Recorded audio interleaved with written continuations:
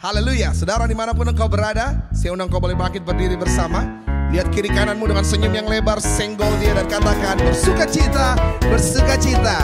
Menari seperti Raja Daud menari. Sama-sama angkat suaramu, katakan, oh dan ku kan menari, di hadapan Rajaku menari, sambil memujimu ku menari. Kaulah sukacitaku Tuhan. Come on. Oh, dan ku kan menari, di hadapan Rajaku menari, sambil memujimu ku menari. Kaulah sukacitaku Tuhan, kaulah sukacitaku. Mau tepuk tangan dengan sukacita. Sama-sama dengan pujian ini, katakan, let's go. Kau telah ubah ratapanku menjadi tarian. Kau hapuskan keluh kesahku, gantikan dengan pujian. Kau telah ubah ratapanku menjadi tarian. Kau hapuskan keluh kesahku, gantikan. Haleluya. Shalom Bapak Ibu Saudara yang terkasih dalam Tuhan. Sekali lagi shalom. Apa kabar Bapak Ibu hari ini? Haleluya. Mari boleh kasih sapa dulu kiri kanannya yang belum memberikan salam. Berikan salam dengan sukacita. Haleluya. Katakan Tuhan Yesus mengasihimu. Amin. Haleluya. Mari pagi hari ini kita mau datang dengan hati yang penuh dengan ucapan syukur dan sukacita di hadapan Tuhan. Sebelum kita mulai ibadah kita pagi hari ini, mari kita mau satukan hati, sama-sama kita berdoa. Bapak, terima kasih Tuhan untuk pagi hari ini. Oleh karena kasih dan kebaikan-Mu, kami boleh ada di tempat ini. Bukan karena kekuatan kami, bukan karena kuat dan gagah kami, tapi sungguh itu hanya karena kasih-Mu, kebaikan-Mu dalam hidup kami boleh ada Tuhan. Dan kami boleh bertahan. Tuhan, pagi hari ini kami mau memberikan pujian kami yang terbaik hanya untuk nama-Mu. Dan biarlah Tuhan kami boleh bernyanyi dengan penuh dengan sukacita hanya di hadapan Tuhan saja. Terima kasih ya Bapa, Engkau pimpin ibadah kami pagi hari ini. Biar hanya Engkau saja yang boleh menjamah setiap hati jemaat-Mu. Menguatkan setiap mereka baik melalui pujian ataupun firman yang akan disampaikan pagi hari ini. Terima kasih ya Bapak. Mari jemaat Tuhan yang siap memuji Tuhan, kita katakan amin. Saya undang Bapak Ibu untuk bangkit berdiri. Datanglah ke baitnya dengan hati yang penuh dengan sukacita.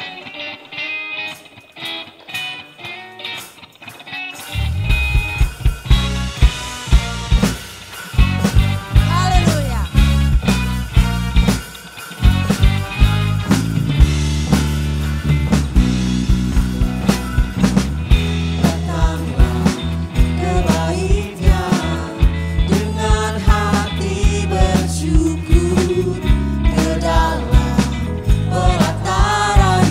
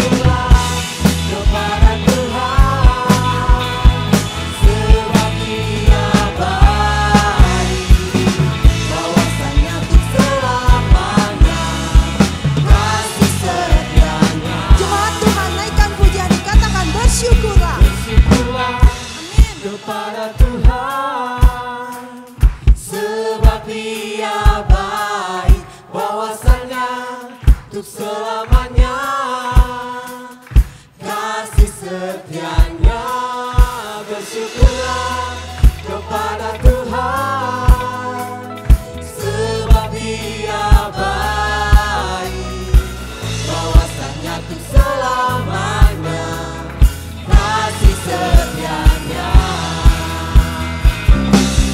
Bersyukurlah kepada Tuhan, sebab Dia baik, bahwasanya untuk selamanya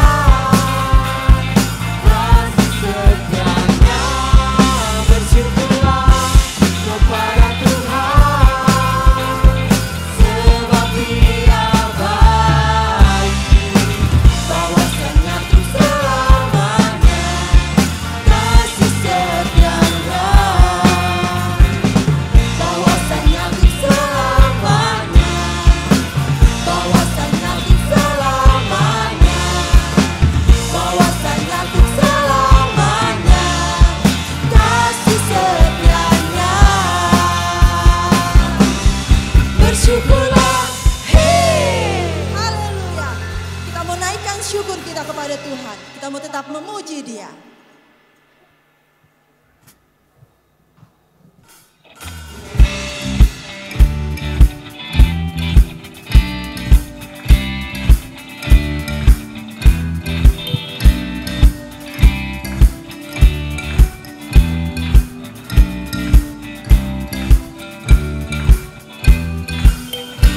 kasih yang begitu besar, lebih kuat dari dosa.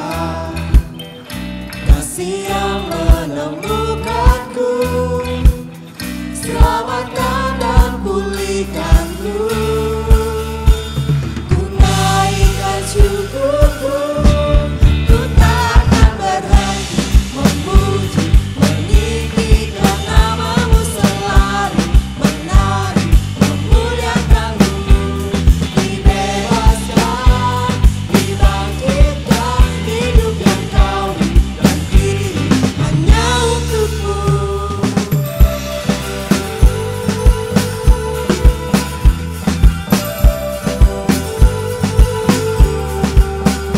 Kasih yang begitu besar, lebih kuat dari dosa.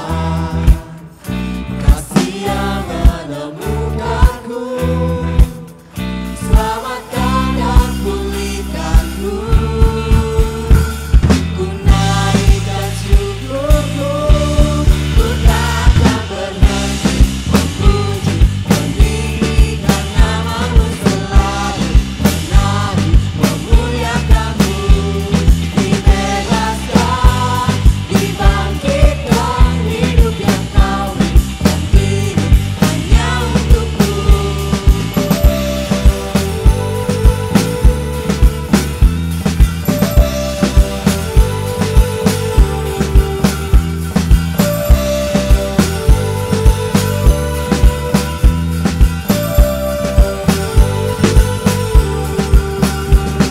Ku naikkan syukurku,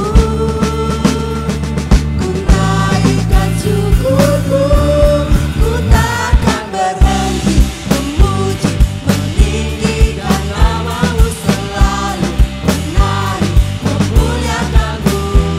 Dibebaskan, dibangkitkan, hidup yang kau dan kini hanya untukmu. Takkan berhenti meninggikan namamu. Dibebaskan, dibangkitkan, hidup yang kau dan kini hanya untukmu. Hidup yang kau dan kini hanya untukmu. Amin. Haleluya. Silakan duduk Bapak Ibu. Biar sukacita Allah boleh melingkupi kita pagi hari ini.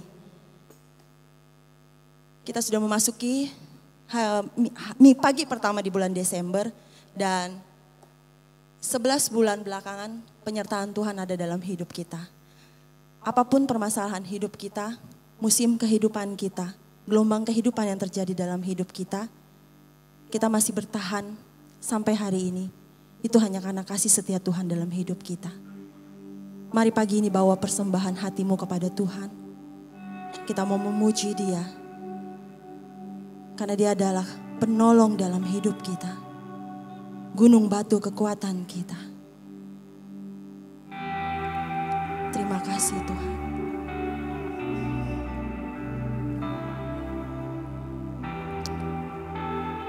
Pagi hari ini kami datang Tuhan, membawa korban syukur kami di hadapan Engkau. Kami mau selalu memuji nama-Mu Yesus. Engkaulah sumber kuat kami. Engkaulah pengharapan kami. Kau Tuhan, penolong dalam hidupku. Ku percaya hanya kepadamu. Kau pegang tanganku dan tuntun langkahku. Yesus, Kau perlindunganku. Kau Tuhan,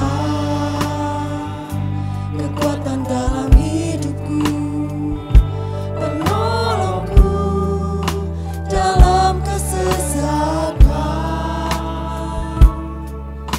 Kau gunung batuku dan pertahananku. Yesus, Kau kemenanganku.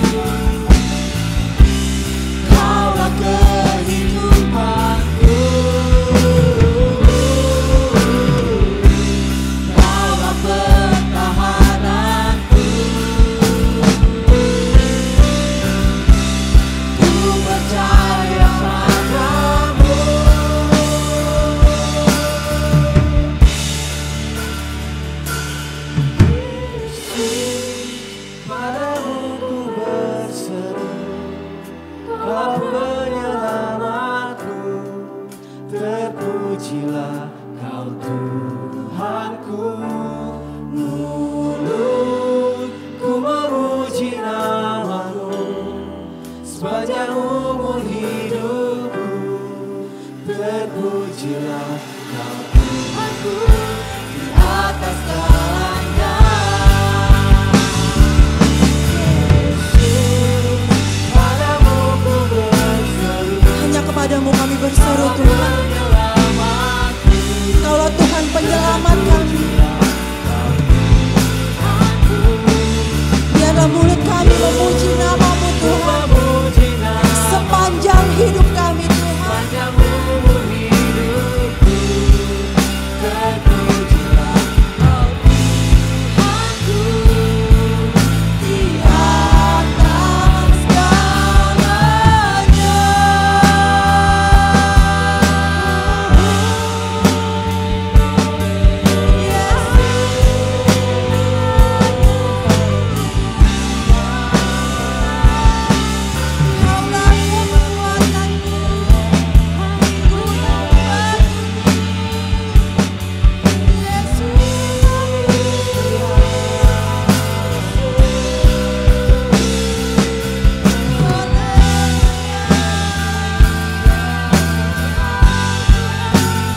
Kami mau menyembah Engkau Tuhan.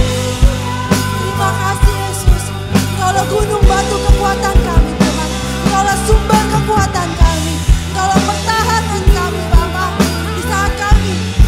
Di saat kami merasa sesak Tuhan, Engkaulah, hanya kepadamu lah kami berseru Yesus.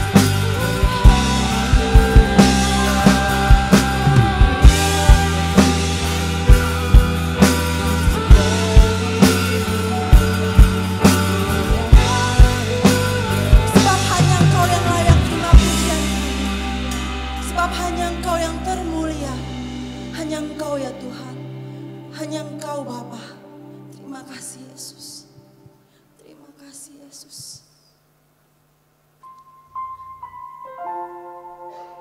Engkaulah Yesus yang layak kami sembah.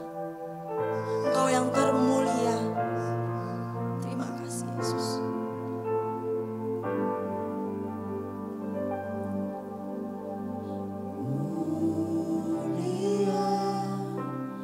Mulia bagi anak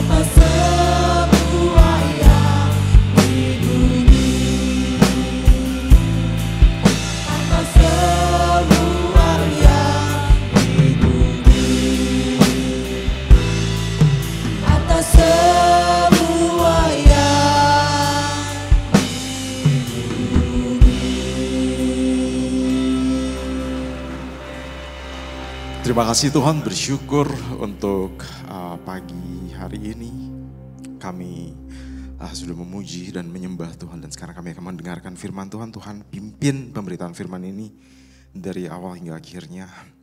Dan kiranya Kau bukakan telinga kami untuk kami dapat mendengar firman Tuhan. Dan kami dapat mengerti apa yang menjadi kebenaran firman Tuhan atas hidup kami. Terima kasih Tuhan, pimpin pemberitaan firman ini, pakai hamba-Mu. Setiap kata yang keluar dari hamba-Mu ini berasal dari hati Tuhan. Hanya dalam nama Tuhan Yesus kami berdoa dan mengucap syukur. Amin. Silakan duduk saudara yang terkasih. Kita sudah memasuki bulan Desember. Dan ya kita akan siap-siap untuk menyambut kelahiran Tuhan kita dan menyambut hari perayaan Natal tanggal 25 ya saudara-saudara. Pada tahun 1947 ada seorang gembala kambing domba, dia menggembalakan kambing dombanya di satu lembah yang bernama Lembah Qumran gitu ya. Dan itu lokasinya di Laut Mati, saudara-saudara. Dan pada saat dia menggembalakan kambing domba tersebut, kambingnya itu pergi gitu ya. Dia masuk ke dalam goa-goa. Jadi di situ ada bukit dan gunung dan di situ ada kayak lubang dan di situ ada goa-goa dan kambingnya itu masuk ke dalam. Dan si penggembala domba ini dia nggak mau ribet nyariin masuk ke situ untuk nyari kambing dombanya. Jadi dia lempar batu, saudara. Dia lempar batu ke dalam goa itu untuk nakutin kambingnya dan berharap kambingnya itu keluar untuk turun nyamperin dia lagi gitu ya. Tetapi apa yang terjadi adalah pada saat dia melempar batu itu ke dalam goa, dia mendengar satu bunyi gitu, tang, ada yang pecah. Dan apa yang pecah? Yang pecah itu adalah pot tanah liat yang berisi gulungan kitab-kitab.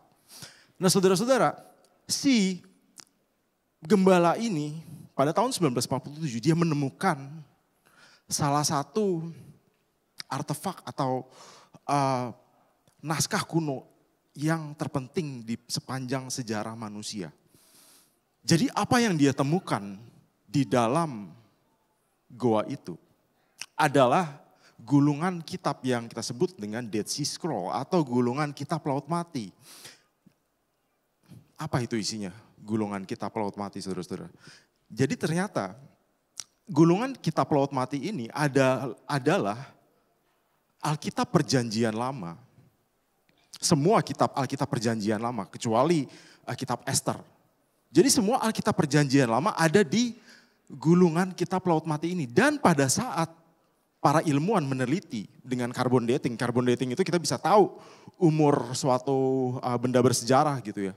Pada saat mereka melakukan carbon dating untuk gulungan kitab Laut Mati ini, ditemukan usia gulungan kitab Laut Mati ini itu 300 sampai 100 tahun sebelum Yesus lahir.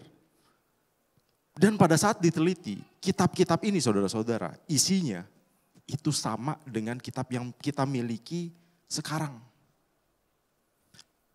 Jadi apa artinya saudara-saudara? Artinya adalah Alkitab dari 2000 tahun yang lalu, lebih sampai sekarang isinya tetap sama saudara-saudara. Dan ini berbicara mengenai Alkitab Perjanjian Lama. Ada perbedaan tapi hanya dikit, maksudnya mungkin kayak ada namanya yang diganti sedikit atau mungkin ada huruf besar atau perbedaan minor tapi semua isinya tetap sama. Karena pada zaman dulu mereka mengcopy kitab bukan seperti kita sekarang fotokopi atau kita bisa fotokopi gitu ya. Mereka menulis manuskrip, bikin lagi, tulis lagi. Jadi ada perbedaan dikit tapi semuanya sama. Nah saudara-saudara, Alkitab yang kita miliki sekarang itu adalah buku yang sangat luar biasa. Kenapa? Karena Alkitab ini ditulis dalam jangka waktu kurang lebih 1.500 tahun untuk bikin Alkitab yang kita pegang sekarang, Alkitab Perjanjian Baru, Alkitab Perjanjian Lama. Dan ditulis oleh 40 penulis yang berbeda, saudara-saudara. Sepanjang 1.500 tahun itu. Tetapi, apa yang kita bisa lihat di dalam Alkitab? Apa yang Alkitab mau kita untuk lihat? Sepanjang 1.500 tahun penulisan Alkitab oleh 40 penulis yang berbeda, Alkitab mengarahkan kita kepada satu pribadi, kepada satu orang, yaitu Yesus Kristus. Dan Alkitab ingin kita melihat siapa itu Yesus Kristus sesungguhnya. Dan itu yang harusnya kita sebagai orang percaya pelajari, saudara-saudara. Kita sebagai orang yang percaya kepada Tuhan, kita mesti melihat Alkitab dan kita mesti melihat dan mencari Yesus Kristus di dalam Alkitab. Itu sebabnya, gak bisa be. Oke, coba tes. Oh ya, oke udah. Ya, itu sebabnya kita masuk ke dalam bulan Desember ini dan kita akan merayakan Natal Yesus Kristus Sang Juru Selamat kita. Dan kita mau lihat di Yohanes ayat yang ke-1. Yohanes pasal yang ke-1 ayat yang ke-29. Dan ini pada saat Yohanes Pembaptis melihat Tuhan Yesus. Pada saat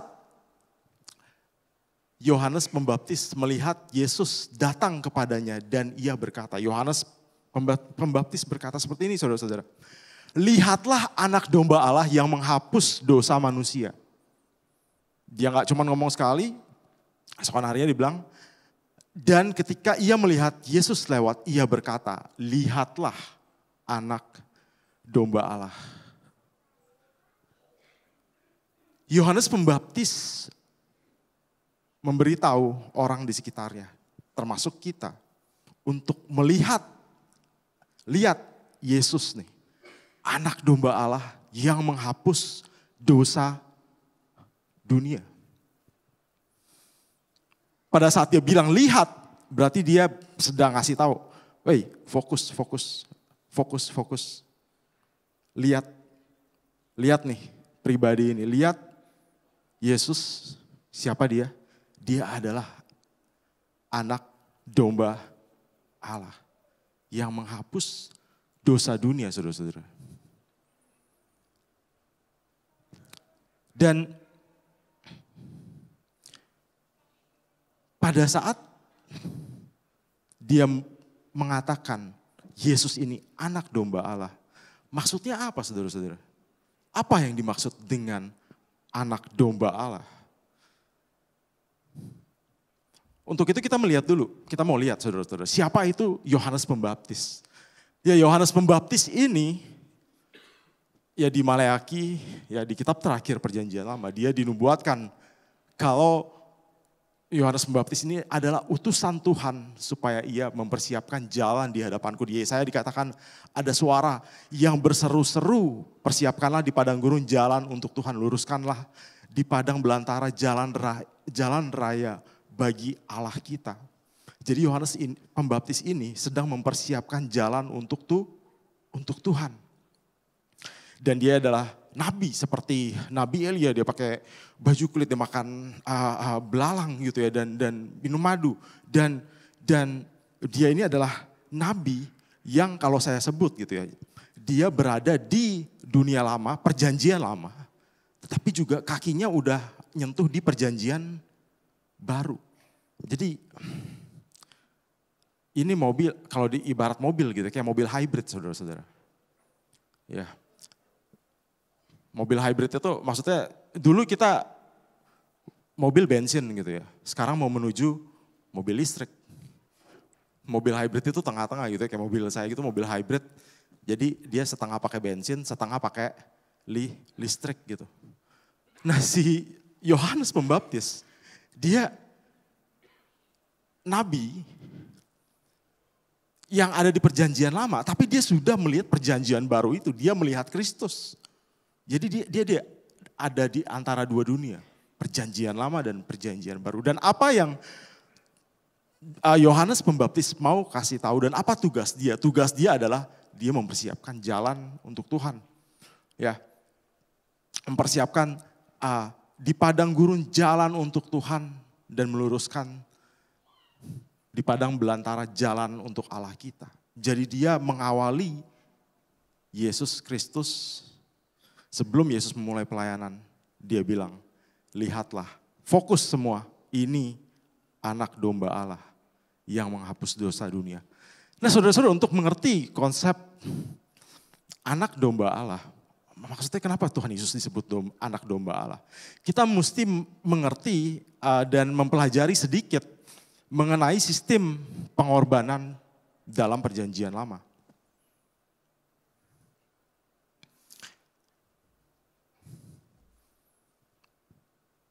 Kenapa Yesus disebut anak domba Allah? Nah saudara-saudara, pada saat pertama kali manusia jatuh ke dalam dosa, manusia sadar akan keberadaan dirinya yang telanjang. Dan itu adalah akibat dari dosa. Dan manusia ingin berusaha untuk menutupi diri mereka yang telanjang. Dengan cara apa? Mereka bikin dari daun pakaian untuk menutupi kemaluan mereka. Itu adalah usaha mereka sendiri. Tetapi Tuhan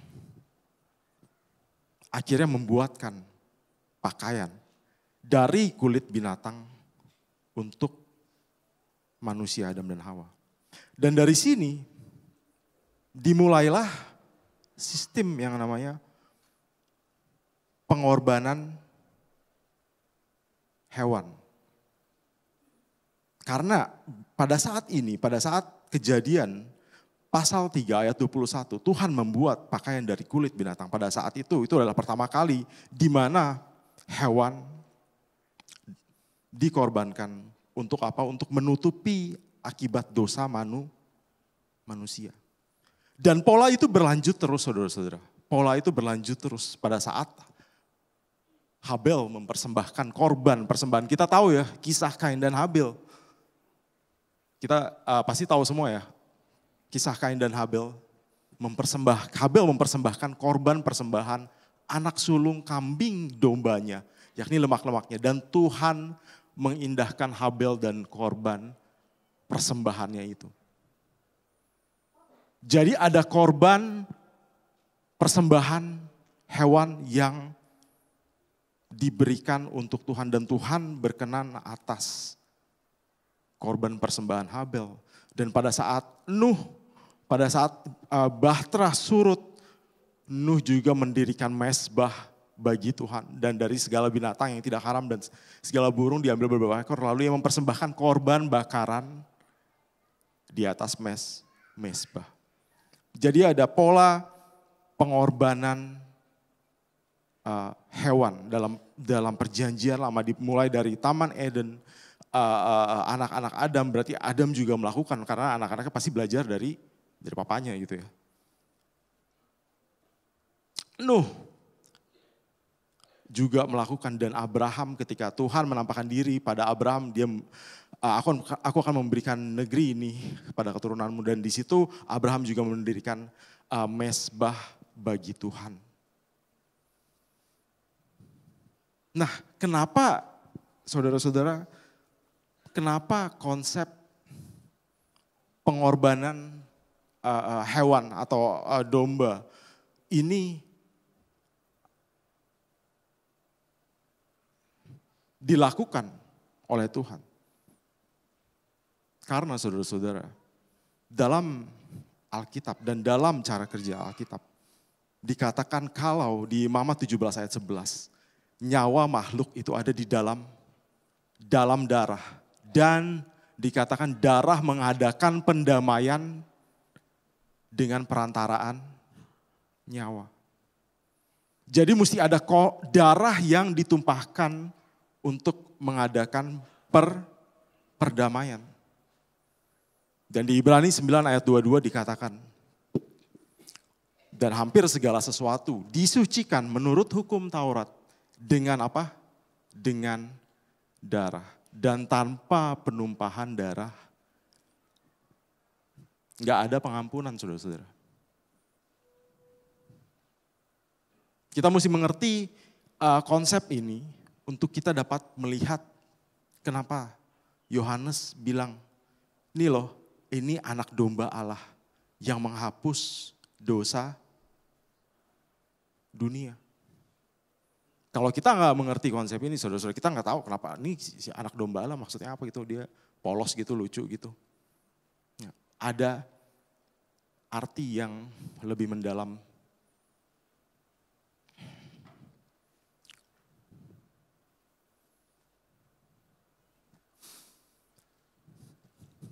Jadi nyawa makhluk ada di dalam darah dan hampir segala sesuatu disucikan menurut hukum Taurat dengan darah. Makanya saudara-saudara, kalau kita mengingat kembali peristiwa tulah di Mesir dan kalau kita ingat nih pelajaran sekolah minggu nih saudara-saudara, tulah yang membuat Firaun melepaskan bangsa Israel dari Mesir. Itu tulah keberapa? Tulah keberapa saudara-saudara? Tulah ke-10 ya. Apa tulah ke-10 itu? Tulah ke-10 itu adalah kematian anak sulung. Dan saudara ingat apa yang bangsa Israel lakukan untuk agar anak-anak mereka enggak mati? Kita lihat di Keluaran 11 saudara-saudara. Kita lihat ya kisah ini ya, untuk kita dapat mengerti Keluaran 11 ayat 4 sampai ya ini nyambung, aku baca aja. Ini Musa ketemu dengan Firaun dan dia, beginilah firman Tuhan, pada waktu tengah malam aku akan berjalan di tengah-tengah Mesir, maka tiap-tiap anak sulung di tanah Mesir akan mati. Dari anak sulung Firaun yang duduk di tahtanya sampai kepada anak sulung budak perempuan. Dan juga segala anak sulung hewan. Nah, apa yang dilakukan bangsa Israel untuk mereka melewati hukuman kematian anak sulung tersebut? Di Keluaran 12 ayat 3 dikatakan, katakanlah kepada segenap jemaah Israel, pada tanggal 10 bulan ini diambillah oleh masing-masing seekor anak domba. Menurut kaum keluarga, seekor anak domba untuk tiap-tiap rumah tangga. Kemudian dari darahnya di ayat 7 haruslah diambil sedikit. Dari darah anak domba itu harus diambil sedikit dan dibubuhkan kepada kedua tiang pintu dan pada ambang atas pada rumah-rumah di mana orang memakannya. Jadi dombanya itu dimakan gitu pada ini dan darahnya ditaruh di pintu rumah orang Israel. Dibubuhkan, dia ada 3 gitu, kedua tiang pintu kanan dan kiri dan di atasnya ditaruh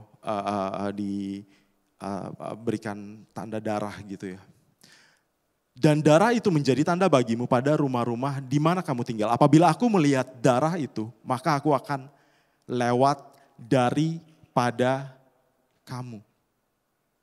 Jadi tidak akan ada tulah kemusnahan di tengah-tengah kamu apabila aku menghukum tanah Mesir. Makanya sesudah ini ya, Tuhan suruh untuk mereka memperingati Paskah. Paskah maksudnya apa buat orang Yahudi? Passover. Di mana Tuhan melewatkan hukuman kematian bagi anak-anak orang Israel. Karena apa? Karena darah yang ditaruh di pintu rumah mereka. Saudara-saudara, ingat ya yang tadi saya bilang di awal. Alkitab itu berumur 1500 tahun. Sebelum Alkitab itu selesai kurang lebih tahun 90. Yang terakhir itu Revelation, Wahyu. Itu ditulis tahun 90 dan Perjanjian lama itu ditulis kurang lebih 1.500 tahun sebelumnya, saudara-saudara. Dan kita mesti melihat bagaimana keseluruhan Alkitab itu mengarahkan kita pada satu pribadi, yaitu siapa? Yesus Kristus. Dan di kejadian ini kita melihat darah domba melalukan maut daripada bangsa Israel, saudara-saudara. Dan inilah yang menjadi Paskah bagi orang Israel, di mana Tuhan melewatkan kematian bagi bangsa Israel. Dan ini juga melambangkan apa, saudara-saudara? Ini melambangkan darah Kristus yang nanti akan tercurah, yang juga melewatkan kematian untuk siapa? Untuk setiap orang yang percaya kepada Kristus. Makanya kita merayakan Paskah, bangsa Israel merayakan Paskah pada saat Tuhan melewatkan kematian bagi anak-anak mereka. Kita merayakan Paskah pada saat Kristus mati dan dia menebus dosa manusia dan melewatkan kematian untuk semua orang yang percaya, saudara-saudara.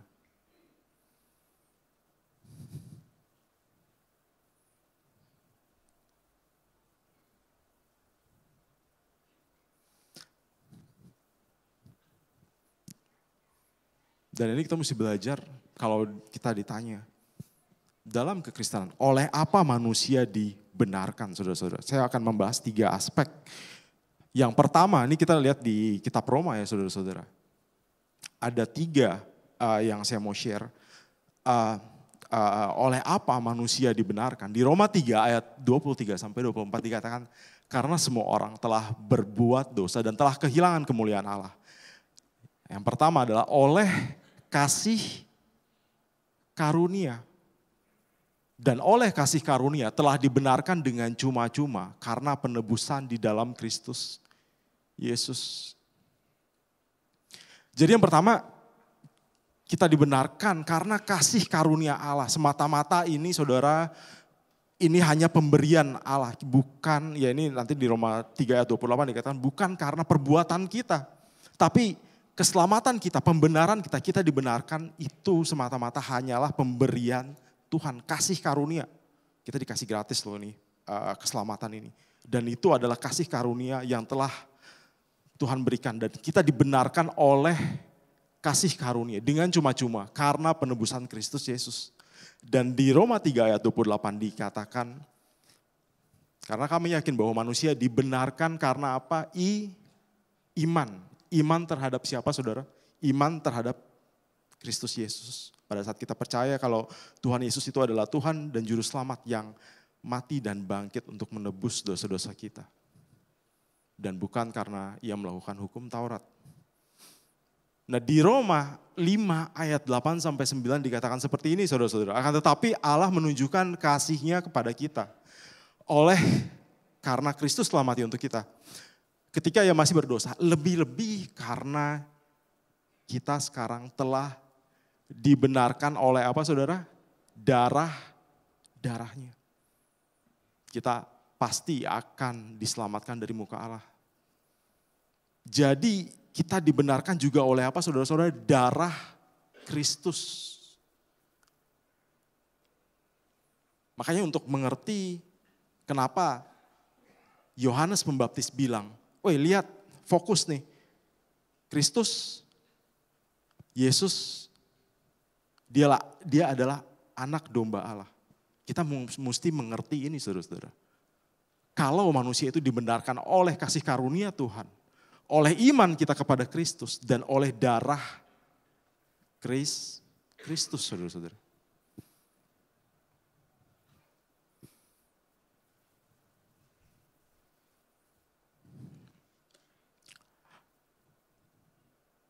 Makanya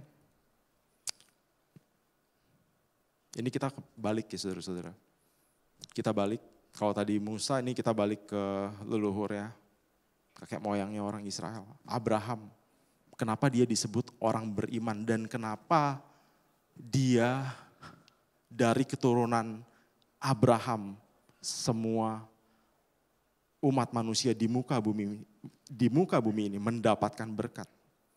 Nah, ini kisah yang menarik saudara-saudara, dan kisah ini adalah refleksi daripada kisah pengorbanan Kristus, di mana pada saat di Kejadian 22 kita dapat melihat iman dari Abraham pada saat Allah menyuruh dia untuk ambil anakmu yang tunggal itu, yang dia dapat di masa tuanya, dan itu aja udah mujizat. Dan Tuhan suruh ngapain?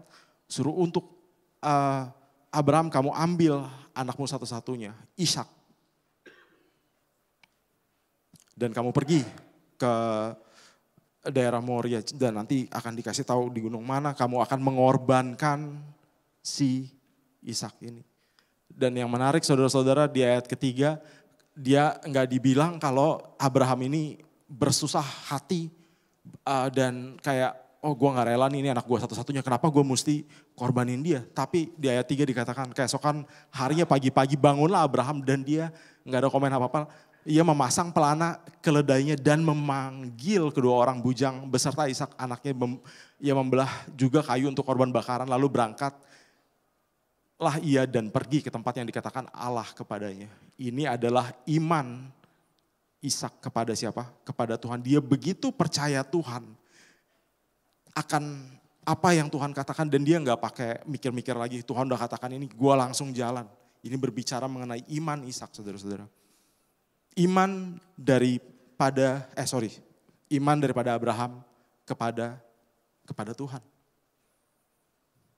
Dan yang selanjutnya kita bisa melihat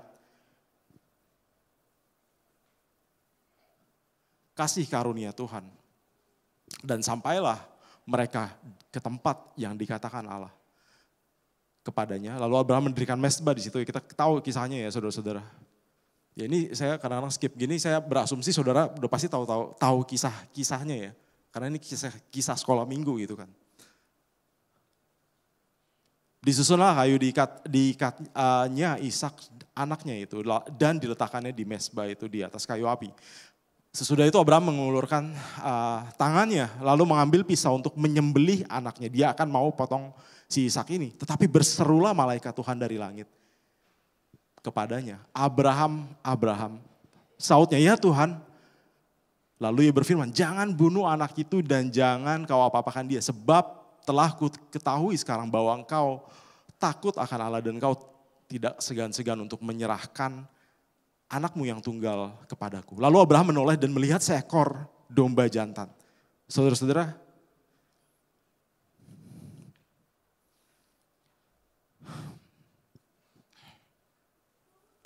Allah menyediakan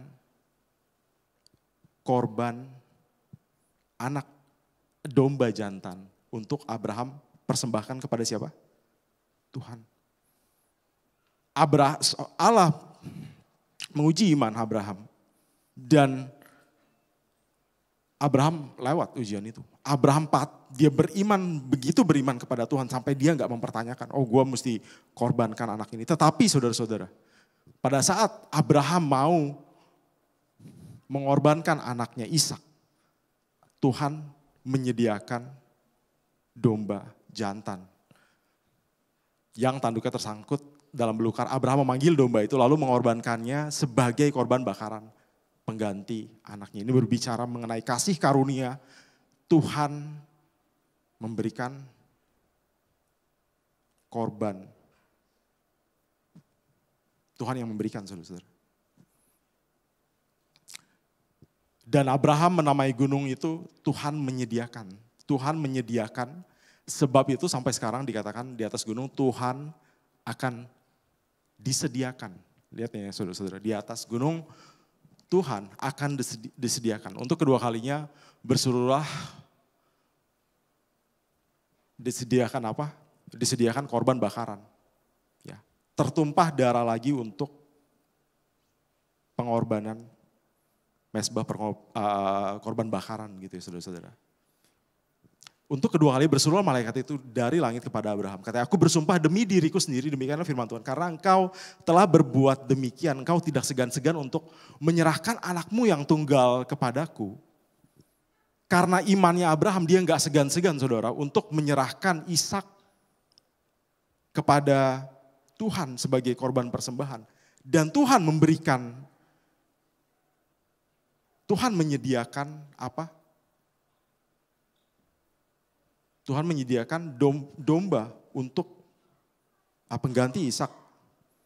Agar domba itu yang diserahkan kepada Tuhan gitu ya, dibunuh dan tertumpah darah untuk persembahan kepada Tuhan. Maka aku akan memberkati engkau, Abraham, berlimpah-limpah dan membuat keturunanmu sangat banyak seperti bintang di langit dan seperti pasir di tepi laut. Dan keturunanmu itu akan menduduki kota-kota musuhnya. Oleh keturunanmu lah semua bangsa di bumi akan mendapatkan berkat karena engkau mendengarkan firmanku. Saudara-saudara, kisah Abraham dan Ishak ini pada saat dia menyerahkan anaknya Ishak dan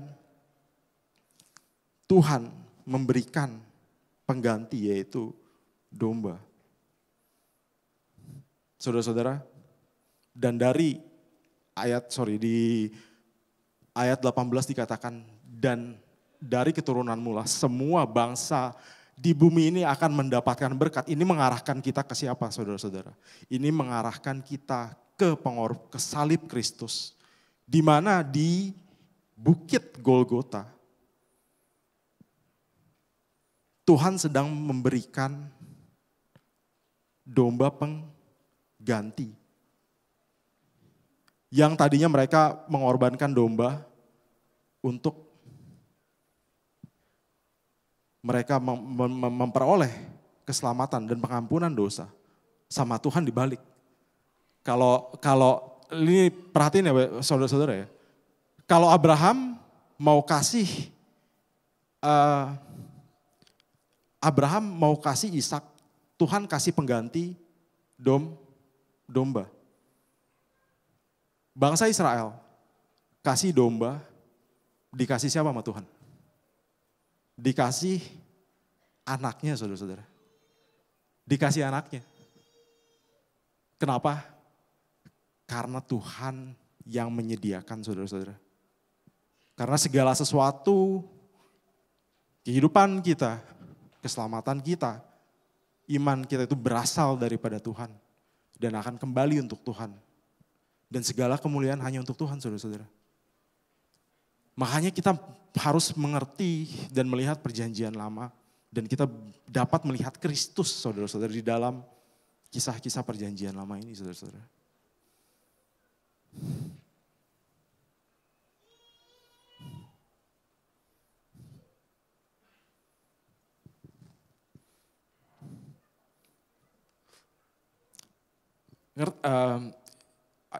Ngerti ya saudara-saudara ya kurang lebih ya ini ya.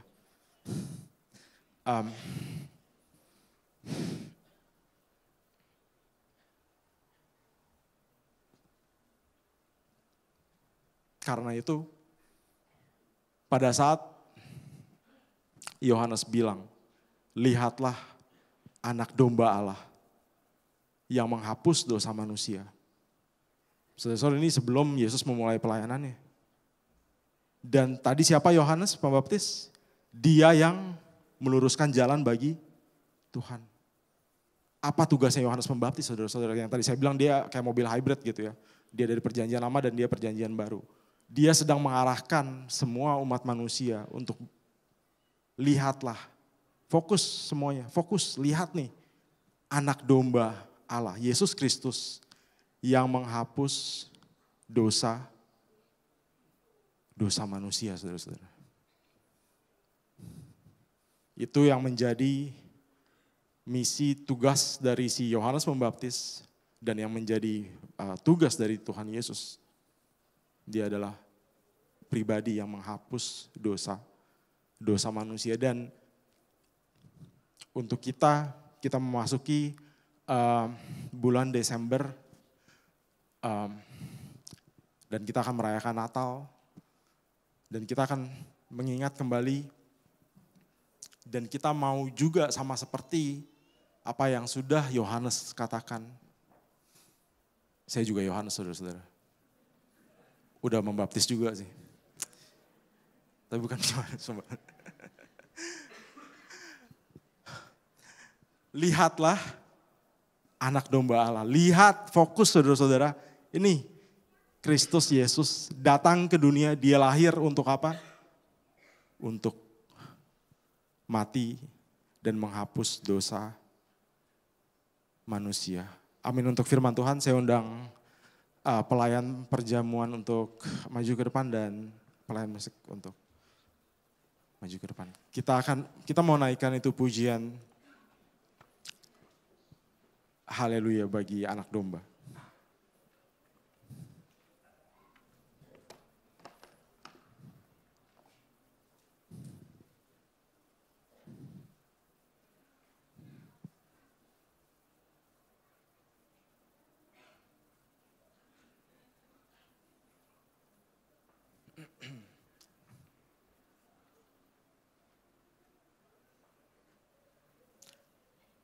Jemaat, saya persilahkan untuk bangkit berdiri, kita mau naikkan pujian.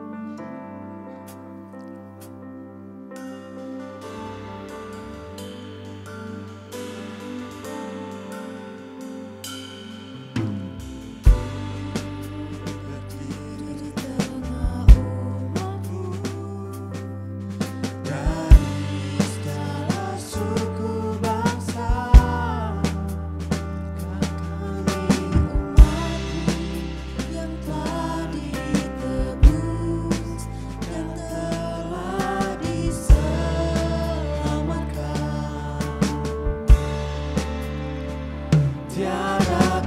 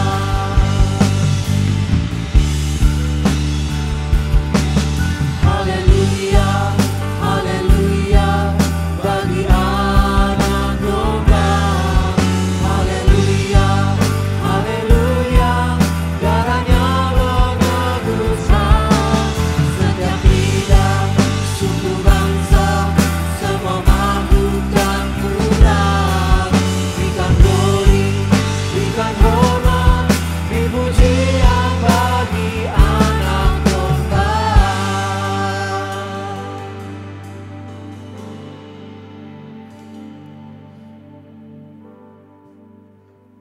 Ya Yesus Tuhan, Kau adalah anak domba yang datang untuk menebus dosa kami.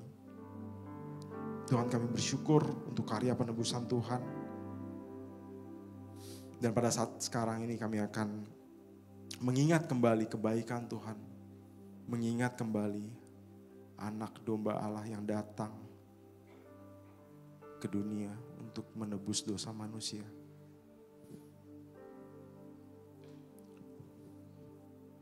Kiranya turunlah berkat atas roti dan anggur yang akan kita makan dan minum. Tuhan, kiranya Kau memberkati roti dan anggur ini. Urupan yang dari Allah Bapa, Allah Anak dan Allah Roh Kudus. Pada saat setiap jemaat GBI Jelambar Timur memakan roti dan anggur ini, kami akan menerima berkat surgawi. Berkat yang daripada Allah. Dan kami dapat mengingat dan merasakan betapa besar kasih Tuhan untuk kami manusia yang berdosa ini.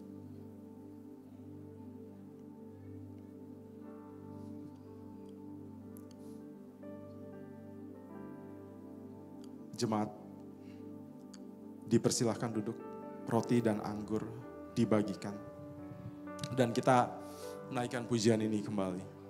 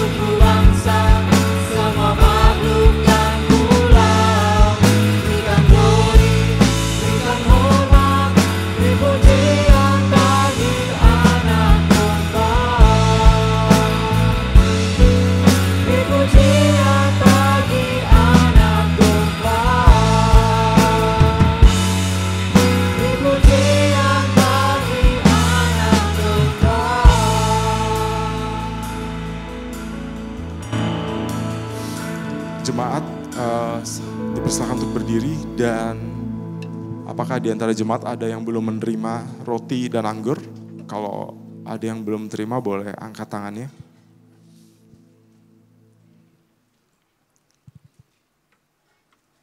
Sudah semua? Oke, baik, kita mendengarkan pembacaan firman Tuhan. Angkatlah roti dengan tangan kanan saudara. Sebab apa yang telah kuteruskan kepadamu, telah aku terima dari Tuhan. Yaitu bahwa Tuhan Yesus pada malam waktu ia diserahkan, mengambil roti, dan sesudah itu ia mengucap syukur atasnya, ia memecah-mecahkannya, dan berkata, inilah tubuhku yang diserahkan bagi kamu, perbuatlah ini menjadi peringatan akan aku. Kita makan roti ini dalam nama Tuhan Yesus.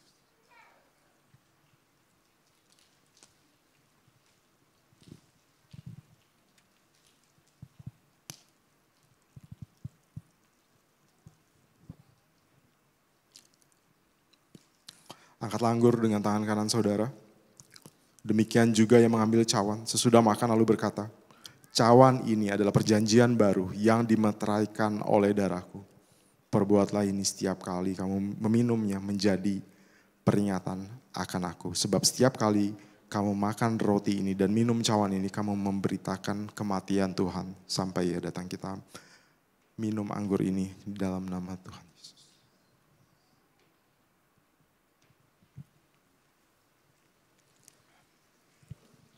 Terima kasih Tuhan. Terima kasih Tuhan, kami bersyukur untuk kasih setia Tuhan, untuk cinta Tuhan, untuk pengorbanan Tuhan, untuk apa yang Tuhan sudah lakukan di kayu salib. Tuhan, Engkau adalah anak domba Allah yang datang untuk menebus dosa-dosa kami. Tuhan, kami bersyukur dan Tuhan mau ajar kami untuk kami dapat selalu mengingat dan selalu dapat melihat kebaikan Tuhan di dalam hidup kami. Kami bersyukur untuk firman hari ini dan kami bersyukur untuk perjamuan kudus yang sudah kami lakukan. Kiranya apa yang kami dengar dan apa yang sudah kami lakukan pada saat pagi hari ini, semua ini boleh mengingatkan kami kembali kepada anak domba Allah, Tuhan Yesus Kristus. Engkau yang punya kehidupan ini, Engkau pemilik segala sesuatu. Dan Tuhan, kepadamu-lah kami memberikan hidup kami dan kami menyembah Tuhan. Terima kasih Tuhan. Hanya di dalam nama Tuhan Yesus Allah kami yang hidup kami berdoa. Kami mengucap syukur. Amin.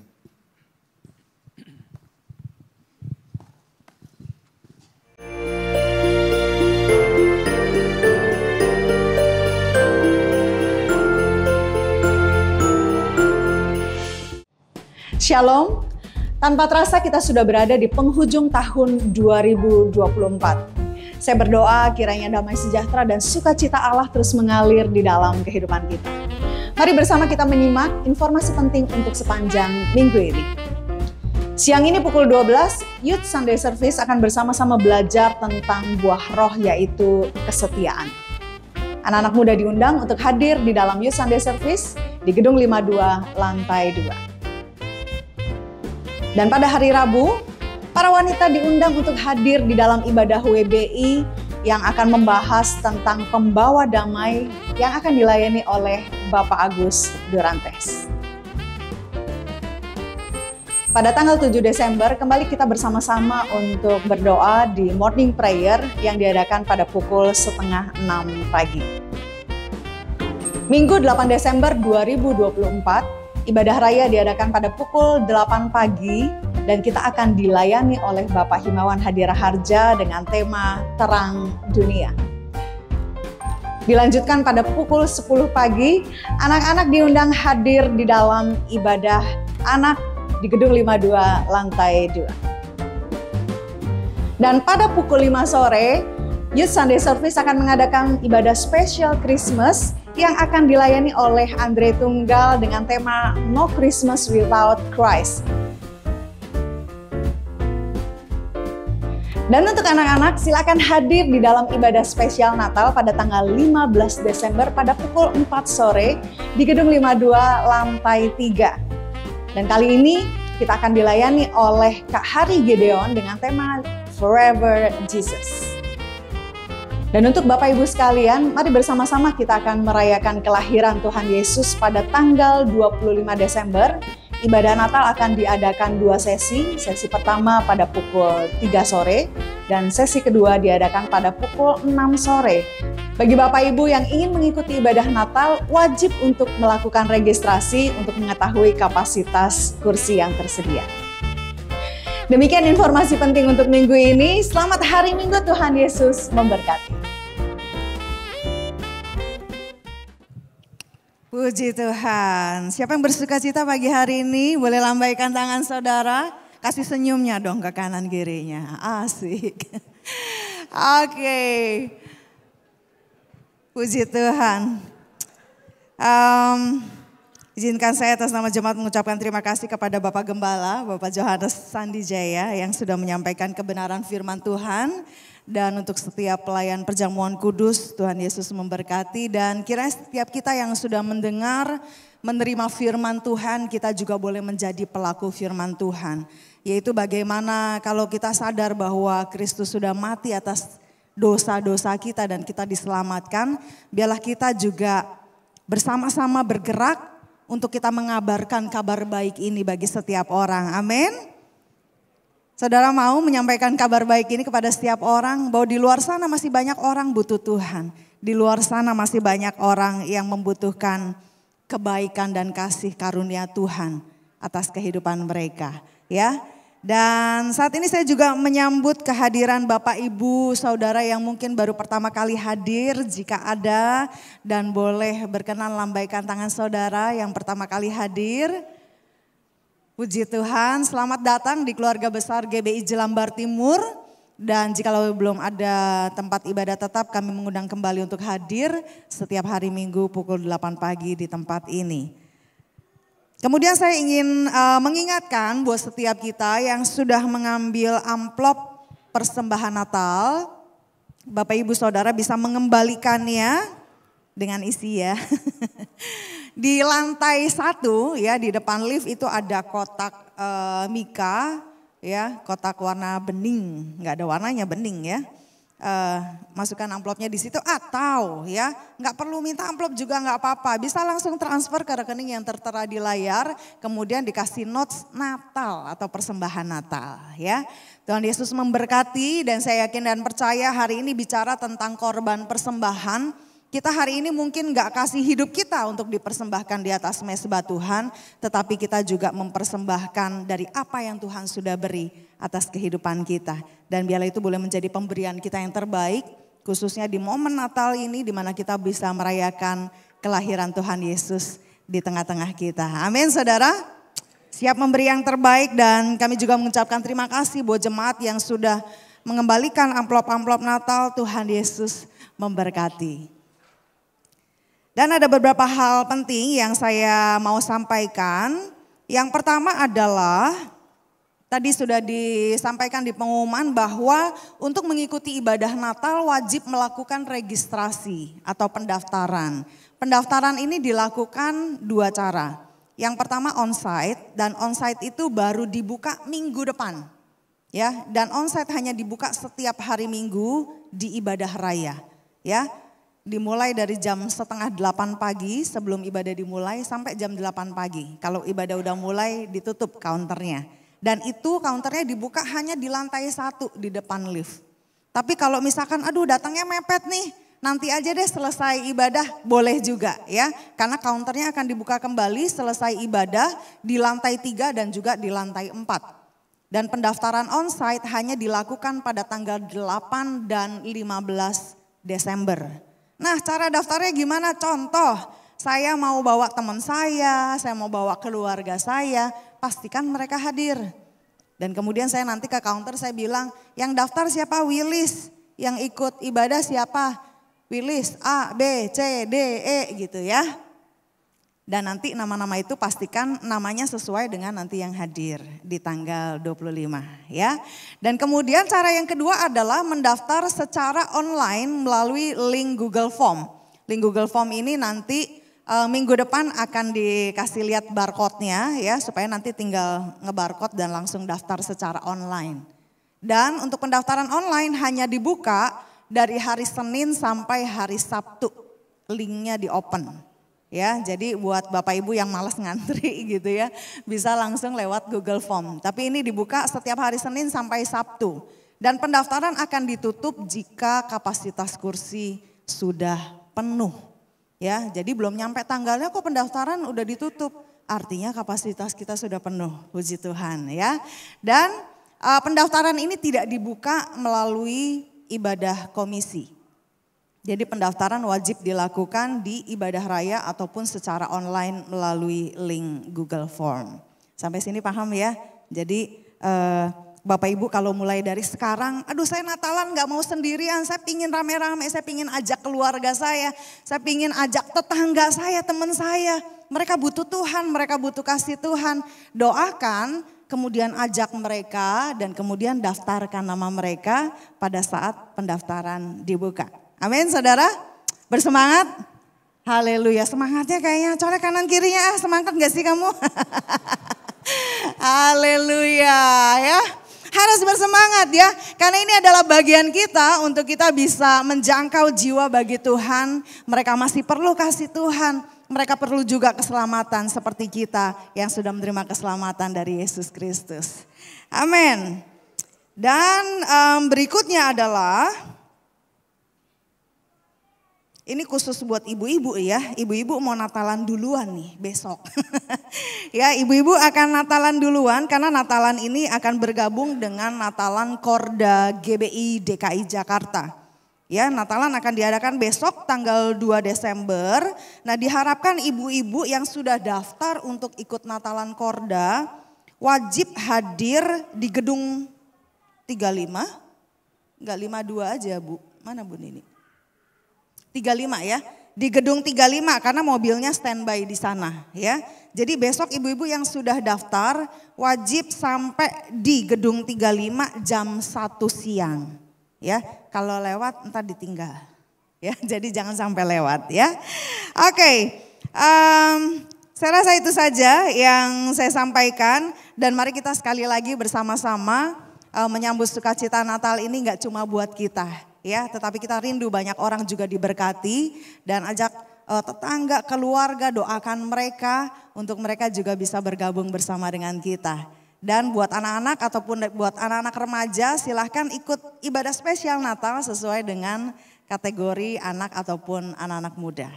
Dan saat ini kita akan memberikan korban syukur kita yang terbaik buat Tuhan. Persiapkan persembahan saudara dan ingat bahwa persembahan ini adalah persembahan yang terbaik yang kita berikan kepada Tuhan dengan hati yang penuh dengan ucapan syukur. Bagi Bapak Ibu yang mengikuti ibadah ini secara online dapat memberikan persembahan melalui scan barcode ataupun transfer ke rekening yang tertera pada layar. Mari sekali lagi kita satukan hati, kita berdoa. Kami bersyukur Tuhan bahwa karya keselamatan yang sudah kami terima melalui pengorbanan-Mu di atas kayu salib itu boleh membebaskan, memerdekakan, membenarkan kami sehingga kami boleh layak untuk menerima kasih anugerah Tuhan. Dan saat ini di setiap tangan kami rindu memberikan persembahan syukur kami dari apa yang Tuhan sudah beri banyak di dalam hidup kami. Biarlah kami mau memberikannya dengan hati yang penuh dengan ucapan syukur, dengan hati yang mencintai dan mengasihi Tuhan. Karena kami sadar kami juga sudah dikasihi terlebih dahulu. Terimalah persembahan kami Tuhan, biarlah ini berkenan kepada Allah. Dan bagi setiap kami yang memberi, kepada kami akan diberi. Dan Engkau memberkati setiap apa yang menjadi usaha kami, Engkau memberkati setiap apa yang menjadi mata pencaharian kami.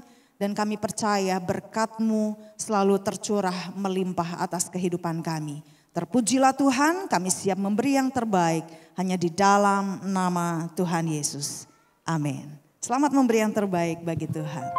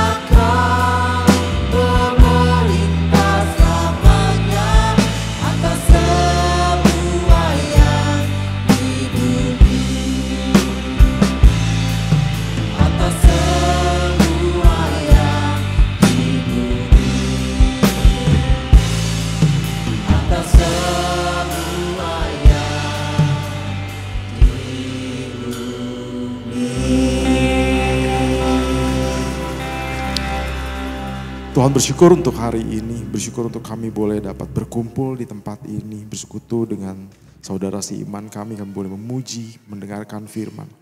Tuhan kami bersyukur untuk gereja ini Tuhan, kami berdoa untuk khususnya persiapan acara-acara Natal di bulan ini Tuhan.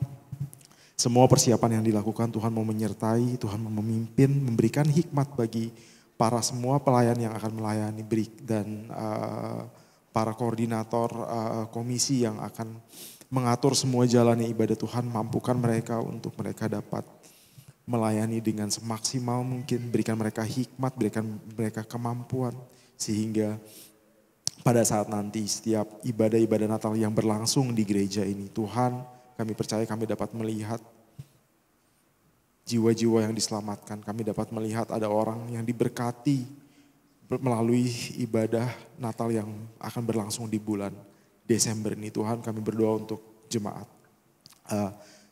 di tempat ini Tuhan, dimanapun mereka berada, apapun yang menjadi pekerjaan mereka dan tanggung jawab mereka, Tuhan mampukan mereka dan Tuhan berkati mereka, mampukan mereka untuk hidup sesuai dengan kebenaran firman Tuhan, mampukan mereka untuk hidup dan melihat Tuhan dalam kehidupan mereka sehari-hari. Apapun musim kehidupan mereka berada dalam keadaan yang susah, sakit, senang, kaya, miskin. Mereka tetap dapat melihat kebaikan Tuhan di dalam hidup mereka. Tuhan kami bersyukur dan jemaat yang terkasih, angkatlah tanganmu dan terimalah berkat dari Tuhan menghadapkan wajahnya kepadamu dan memberikan engkau damai sejahtera. Tuhan menyinari engkau dengan wajahnya dan memberikan engkau kasih karunia. Jemaat yang terkasih pulanglah dengan penyertaan, damai sejahtera, berkat dan perlindungan daripada Allah Bapa, Allah Anak, dan persekutuannya dengan Allah Roh Kudus menyertai kita dari saat sekarang ini sampai Maranatha Tuhan Yesus datang kembali.